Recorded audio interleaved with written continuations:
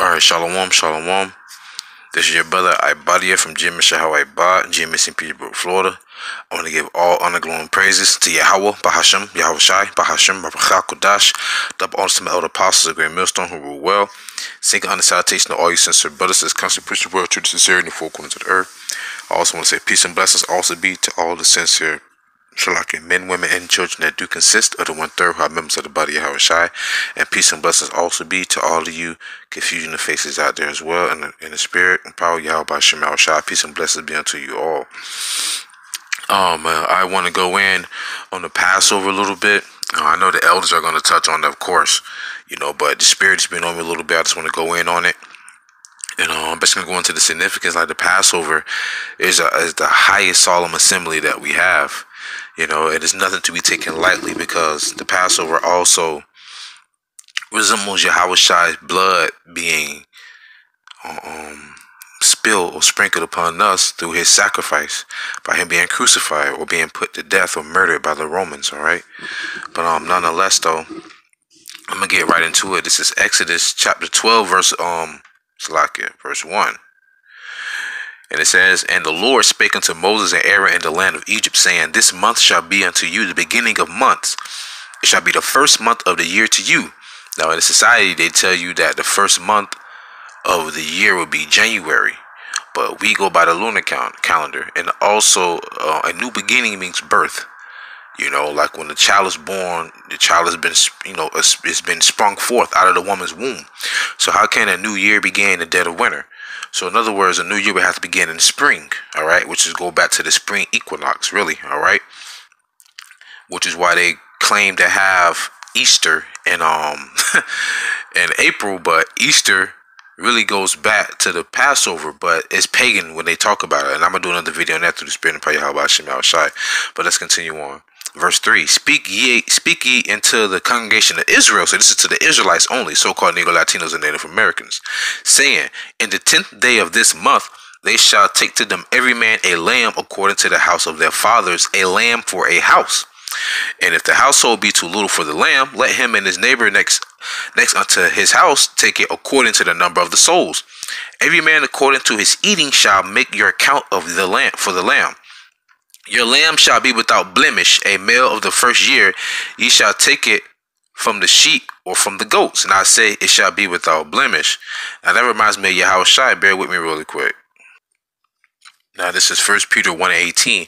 For as much as ye know that ye were not redeemed with corruptible things, as silver and gold, from your vain conversation received by tradition from your fathers, but with the precious blood of Mashiach, okay, as of a lamb without blemish and without spot, who verily was foreordained before the foundation of the world, but was manifest in these last times for you.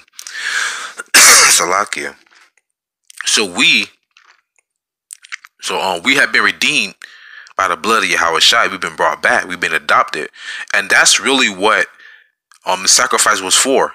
For one, to basically is really for the to honor the holy day and to also cleanse yourself from a sin, right? Whether it be a lamb or a turtle dove, things of that nature. There are different sacrifices for different infractions or transgressions of the law, or even just for keeping the law itself. All right.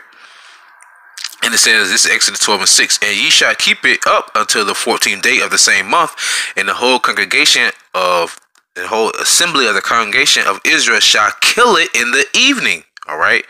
So that's where you see where the blood comes from. All right. Verse 7, and they shall take of the blood and strike it on the two sides of the two side posts and on the upper door posts of the houses wherein they shall eat it. And that goes to show you right here, like this is literally what we had to do in ancient Egypt. We literally had to take the blood and write it and put it on our posts. Okay, but see, the law today, we're not gonna actually do that today, because the scripture says that in the land of drawn waters we shall rehearse the righteous acts, and right now we are rehearsing the righteous acts. Okay, I mean, the scripture said, "Be not over righteous much by destroys us." So imagine if you go get you a lamb, and plus, where you gonna get an unblemished lamb anyway? All right. And you're gonna I mean, where you gonna take it? Where you gonna slaughter it at? People gonna look at you like you crazy. Do you have a license to do that? And I gotta go to Esau, you know. And then on top of that, you're gonna have Peter looking for you, things of that nature. So it's like, you know, you would just go to the store and you would just go ahead and get you like a lamb roast or something, and you will, you know, roast it throughout the day until the sun goes down, and then that would be your lamb, you know. But see, we're not to actually commit the post act where you put the blood on the post, because we are already covered by the blood of YAHAWASHI.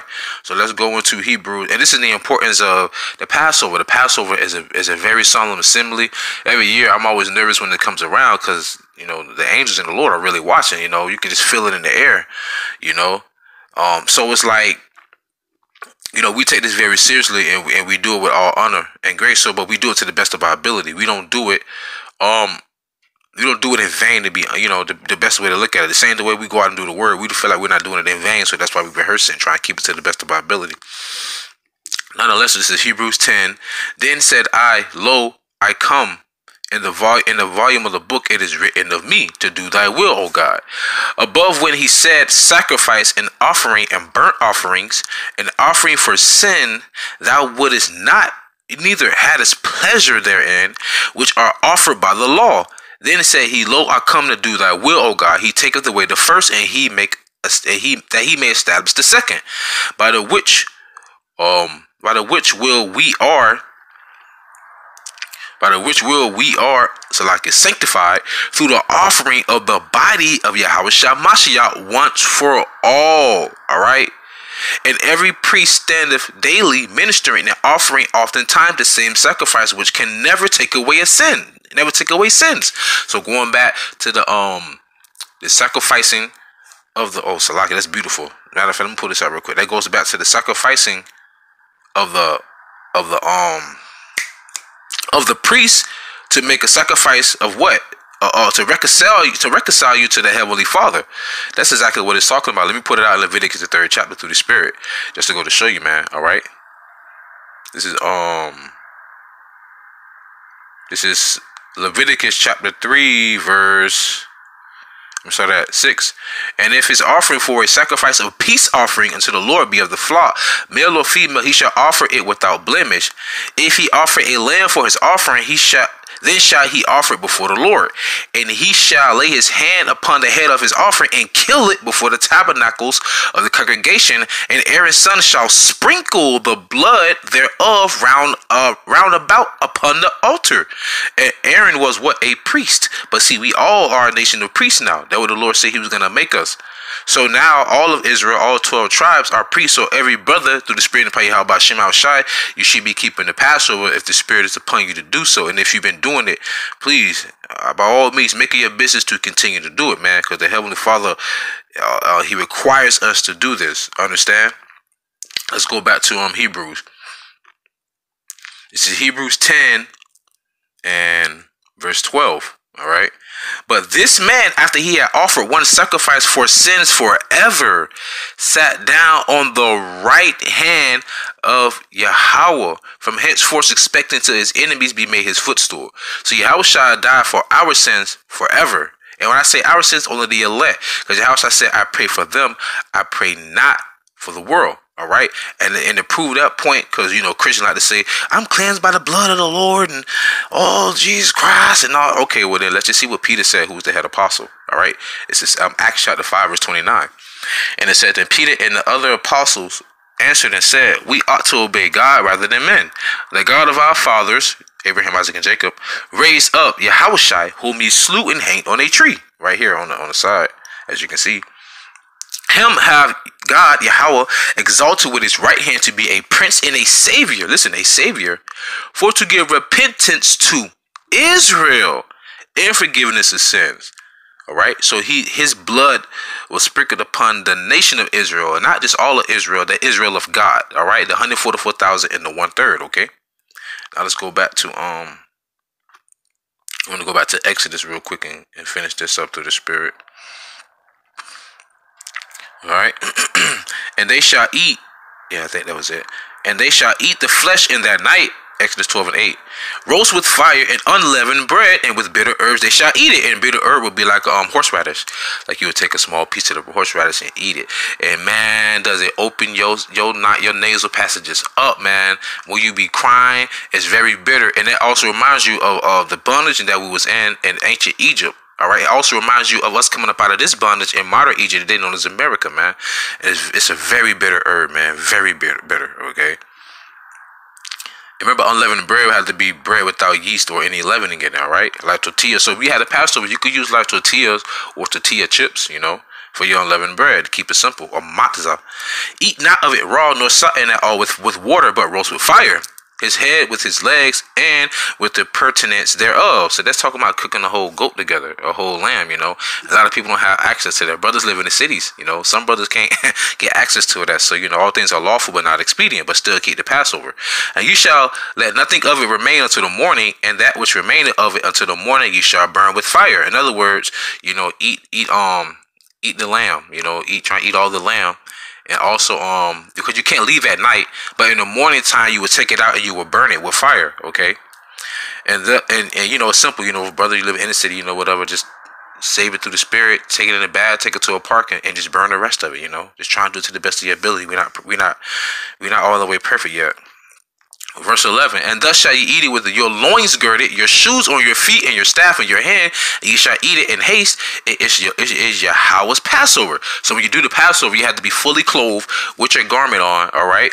And you have to have your slacks on, with you know basically your garment with your whole attire on, with your shoes on, because we were going to make haste out of Egypt, all right? So it's not a party like IUIC presented to be. This is a very solemn assembly, man, of us coming up out of Egypt. For I will pass through the land of Egypt this night. That was ancient Egypt. Remember, America's Egypt as well. And will smite all the firstborn in the land of Egypt, both man and beast. And against all the gods of Egypt I will execute judgment. I am Yahawah. And the blood shall be to you for a token upon the houses where ye are. And when I see the blood, I will pass over you, and the plague shall not be upon you to destroy you when I smite the land of Egypt. And that's very spiritual, because that remind me of Amos. It's gonna remind me of what is that? Not Amos. I said Amos. Oh man, where is that? What I'm thinking about? Ezekiel 9 and 4. Let me go there really quick.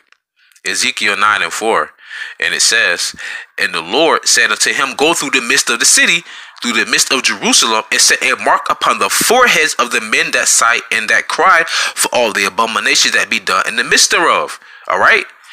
So it said to mark them, given the mark word means thamam, if I'm not mistaken. No, thamah, which means exempt from judgment. Okay, and that's spiritual. Go back to that blood over the post, which the blood has been shed for us already by YAHAWASHI.